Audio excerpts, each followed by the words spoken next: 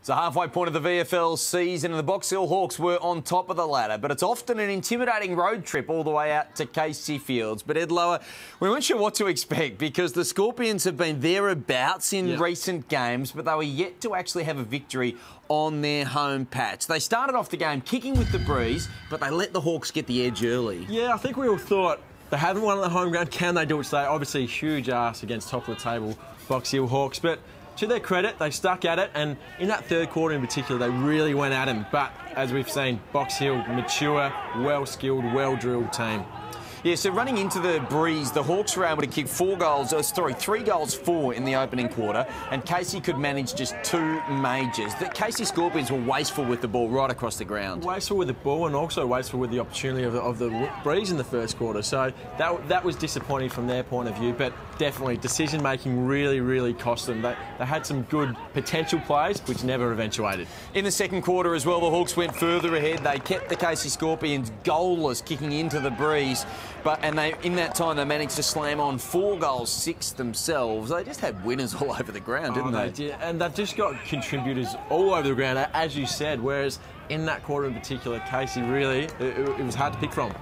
Sam Grimley stood up and did a few nice things. Jonathan Simpkin was smooth. But the player who probably stood out the most, other than Will Langford, who we see scrapping away for this ball, for me, was Ben McAvoy. Very dominant throughout the ground. He in the ruck, he was great up forward for arresting ruckman, putting on tackles like that. That's all, you can't ask much more from a big guy. So he was so imposing, and as I said, I think he's pretty much back to match fitness. And I guess that's the thing. It's not just the fact that, he's a big guy doing all these things. Fitzpatrick took a spectacular mark. A day devoid of highlights, really, other than that, for the Scorpions forward line.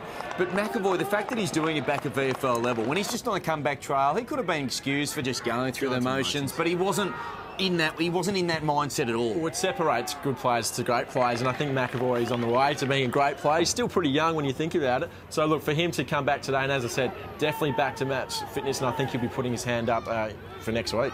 Sam Cust was on the end of a few good efforts of his teammate. On this occasion, he set up Mitch Hallahan for a goal in the last quarter, and the Hawks were dominant in the last term. Casey fired a few shots in the third quarter. They cut the margin from 49 back to 24 points in the third term, but then after that, they didn't score another goal for the game, and the Hawks kicked the last 10. Yeah, definitely. It was hard to find positives for Casey as much as we were looking. It's tough when the ball keeps going over your head as a defender, and unfortunately, you're kicking 10 in a row. It's tough to stand by and watch. Those are the final numbers in terms of the kicks, marks, handballs, and the like. The final score was the Box Hill Hawks, 19 goals, 15, 129 to the Casey Scorpions, 6-8-44. The Hawks won by 85 points and remain on top of the ladder for another week.